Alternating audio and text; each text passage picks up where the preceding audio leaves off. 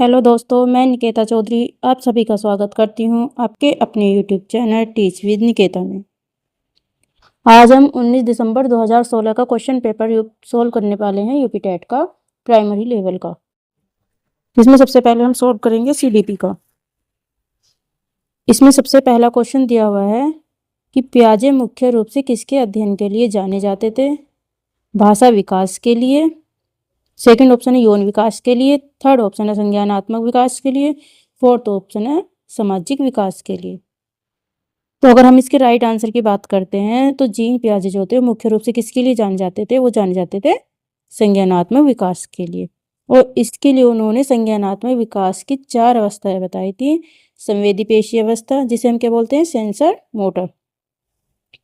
वो कब से होती है? पहली स्टेज होती है वो होती है 0 से 2 वर्ष के लिए। दूसरी होती है पूर्व संक्रियात्मक अवस्था, ये स्टेज होती है आपकी 2 से 7 साल के बच्चों के लिए। फिर होती है मूर्त संक्रियात्मक अवस्था, ये होती है 7 से 12 के लिए। और फिर होती है औपचारिक या फिर अमूर्त संक्रियात्मक अवस्था भी जिसे हम बोलते हैं, ये होती है 12 वर्ष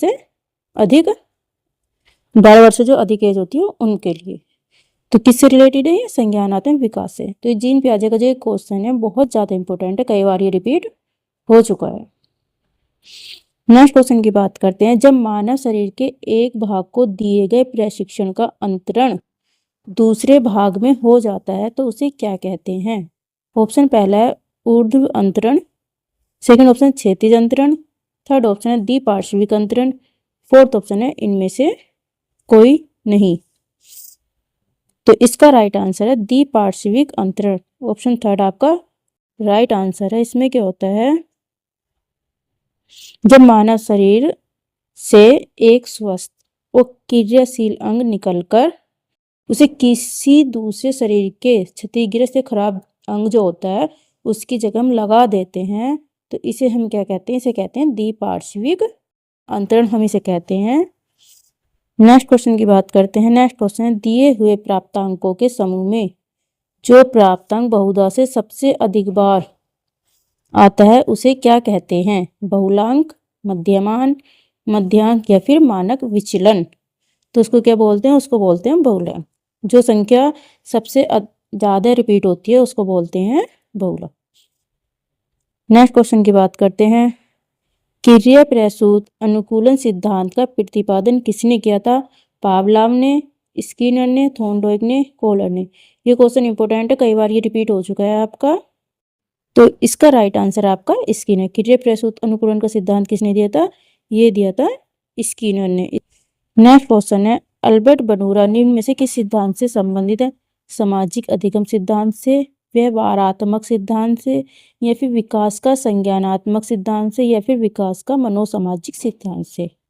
तो अल्बर्ट बटूरा जो है ये किससे रिलेटेड है? ये है सामाजिक अधिगम सिद्धांत से रिलेटेड है। यह सिद्धांत अक्सर व्यवहारवादी और संज्ञानात्मक सिद्धांतों के बीच जो है एक सेतु होता है। राइट आंसर इसका option number first. Next question की बात करते हैं। मानसिक आयु का प्रत्यय किसने दिया था? बीने साइमन ने, स्टर्न ने, टर्मन ने, या फिर सिरिल बर्ट ने। किसने दिया था? ये दिया था आपके बीने साइमन ने दिया था। नेक्स्ट क्वेश्चन है निम्नलिखित में से कौन सा सीखने का नियम नहीं है? तत्परता का नियम, तनाव का नियम, प्रभाव का नियम, या फिर अभ्यास का नियम। तो सीखने के कितने नियम होते हैं? सीखने के मुख्य रूप से 3 नियम होते हैं। तत्परता का नियम, अभ्यास का नियम और प्रभाव का नियम।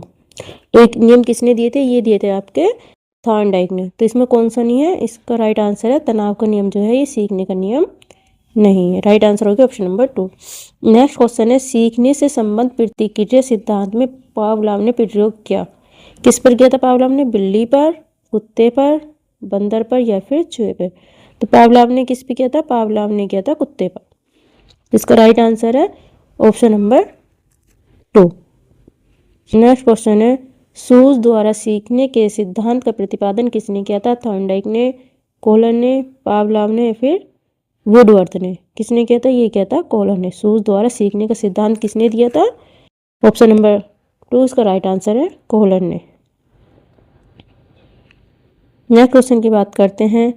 कार्य को आरंभ करने, जारी रखने और नियमित करने की प्रक्रिया है प्रेरणा। नेक्स्ट ऑप्शन है संवेदना। थर्ड ऑप्शन है सीखना। फोर्थ ऑप्शन है प्रत्यक्षीकरण। तो कार्य को स्टार्ट करना और उसे कंटिन्यू रखना, ये किसकी प्रक्रिया है? यह है आपकी प्रेरणा की प्रक्रिया है, मोटिवेशन की। नेक्स्ट क्वेश्चन की बात करते हैं। विस्मृति कम करने का उपाय है। ऑप्शन है सीखने में कमी, सीखने की त्रुटिपूर्ण विधि, पाठ की पुनरावृत्ति या स्मरण करने में कम ध्यान देना। तो विस्मृति कम करने का क्या उपाय है? विस्मृति क्या है? विस्मृति एक मानसिक क्रिया है जिसमें व्यक्ति कुछ बातों को भूल जाता है, लेकिन जब उन्हीं बातों को दोबारा याद करता है या दोहराता है तो उसकी क्या होती है? पुनरावृत्ति होती रहे, इसलिए वह दोबारा दोहराए जाते हैं, तो उसे क्या कहते हैं? स्मृति। तो इसका राइट आंसर है पाठ की पुनरावृत्ति, बार बार दोहराया जाना, बार बार याद करना क्या है? इसे विस्मृति को कम करने का उपाय। नेक्स्ट क्वेश्चन है क्रोध व भय प्रकार हैं, किसके हैं? अभिप्रेरणा के, संवेग के, परिकल्पना के या फिर मूल प्रवृत्ति के। इसका राइट आंसर है संवेग के। क्रोध व भय किसके प्रकार हैं? ये आपके संवेग के। नेक्स्ट क्वेश्चन की बात करते हैं। दूसरी व्यक्ति के बाह्य व्यवहार की नकल करना क्या कहलाता है?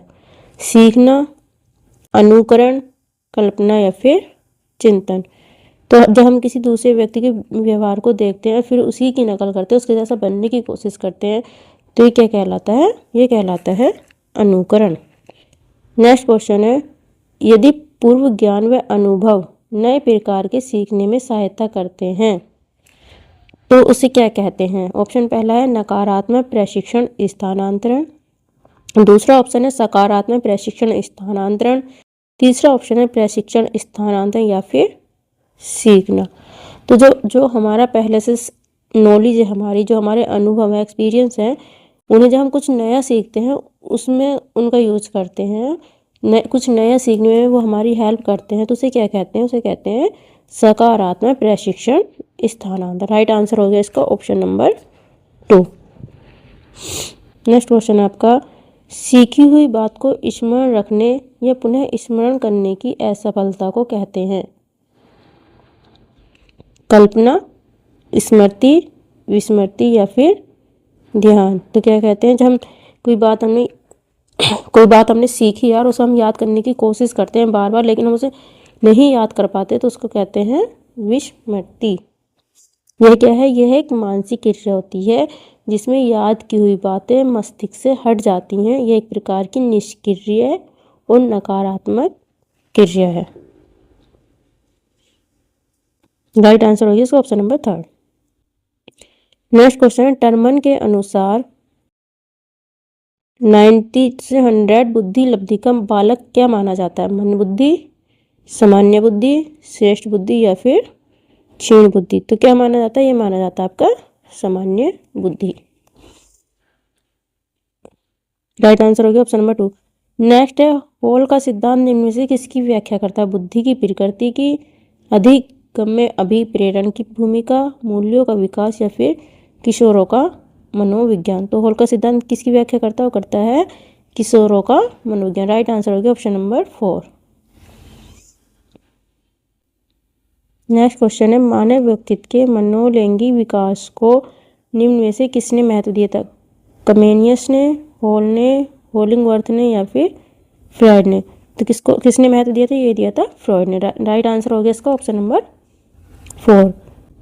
सिगमंड फ्रॉइड ने मनोलैंगिक विकास की कितनी अवस्थाएं बताई थी?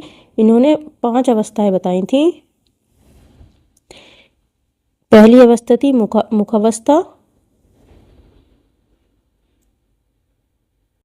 जो थी 0 से 2 साल के लिए। दूसरी थी गुदावस्था 2 से 3 साल के लिए। फिर थी शेषवावस्था,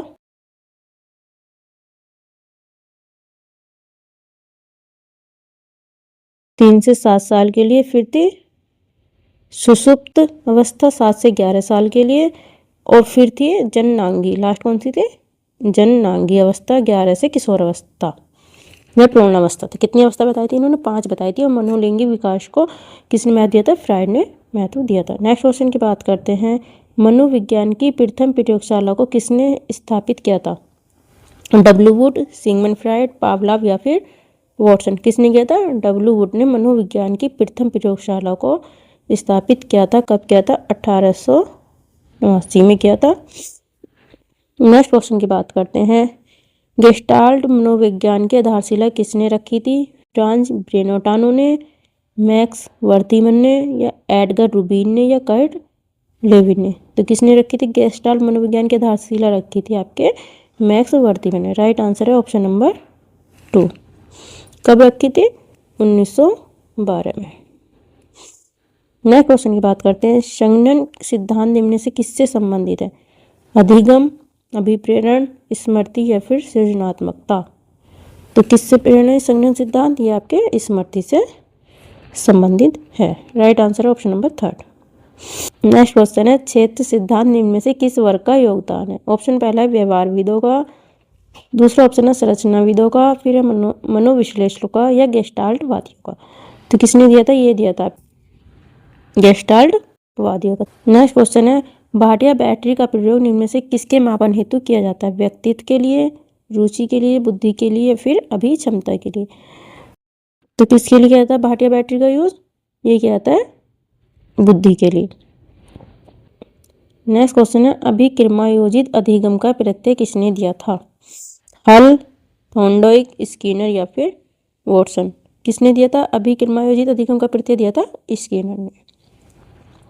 नेक्स्ट क्वेश्चन है, व्यवहारिक क्षमताओं में वह सापेक्ष स्थायी परिवर्तन जो कि प्रबलित अभ्यास का परिणाम होती है उसे हम क्या कहते हैं? ऑप्शन पहला है अधिगम, नेक्स्ट ऑप्शन है अभिप्रेरणा, नेक्स्ट ऑप्शन है अभिवृत्ति या फिर अभिक्षमता। तो क्या कहते हैं इसे? इसे कहते हैं अधिगम। राइट आंसर हो गया ऑप्शन नंबर 1। नेक्स्ट क्वेश्चन है, संज्ञान किस बुद्धि के सिद्धांत का हिस्सा है? वृत्तिदर सिद्धांत का, समूह कारक सिद्धांत का, गिलफोर्ड का सिद्धांत या फिर फ्लूइड तथा क्रिस्टलाइज सिद्धांत? तो किसका है ये आपका गिलफोर्ड का सिद्धांत का हिस्सा है संज्ञान। नेक्स्ट क्वेश्चन की बात करते हैं, 8 वर्ष के सुधीर की मानसिक आयु 10 वर्ष है, उसकी बुद्धिलब्धि कितनी होगी? 80, 100, 110 या फिर 125? तो इसका हमारा फॉर्मूला क्या होता है? बुद्धि का फॉर्मूला होता है मानसिक आयु बटे वास्तविक आयु इंटू 100। इसकी मानसिक आयु कितनी है? मानसिक आयु है 10, वास्तविक आयु 8 इंटू 100, तो कितनी होगी? 125। राइट आंसर हो गया 125, ऑप्शन नंबर 4। नेक्स्ट क्वेश्चन बात करते हैं, संवेग का कौन सा सिद्धांत इस विचार को मानता है कि संवेगात्मक अनुभव संवेगात्मक व्यवहार पर आधारित है? कौन सा सिद्धांत मानता है? जेम्स लैंग सिद्धांत, हाइपोथैलेमिक सिद्धांत, सक्रियता सिद्धांत या फिर अभिप्रेरणा सिद्धांत? तो कौन सा मानता है इसमें मानता है जेम्स लैंग सिद्धांत। राइट आंसर हो गया ऑप्शन नंबर 1। नेक्स्ट क्वेश्चन पर चलते हैं, किसी इच्छा या आवश्यकता में रुकावट पड़ने पर उससे उत्पन्न होने वाला सांवेगिक तनाव क्या कहलाता है? द्वंद्व, कुंठा, चिंता या फिर तनाव? क्या कहलाता है? ये कहलाता है आपका कुंठा। राइट आंसर हो गया ऑप्शन नंबर 2। नेक्स्ट क्वेश्चन बात करते हैं, कोलबर्ग का सिद्धांत निम्न में से किस विकास से संबंधित है? भाषा विकास से, सामाजिक विकास से, नैतिक विकास से या फिर शारीरिक विकास से? तो कोलबर्ग का जो सिद्धांत है वो आपके नैतिक विकास से संबंध है। राइट आंसर हो गया ऑप्शन नंबर 3। फ्रेंड्स, ये आपके बाल विकास का पेपर था 2016 का। आपको वीडियो पसंद आई हो तो लाइक एंड शेयर करना और चैनल को सब्सक्राइब करना मत भूलना। मिलते हैं नेक्स्ट वीडियो में नेक्स्ट सब्जेक्ट के साथ। तब तक के लिए बाय बाय।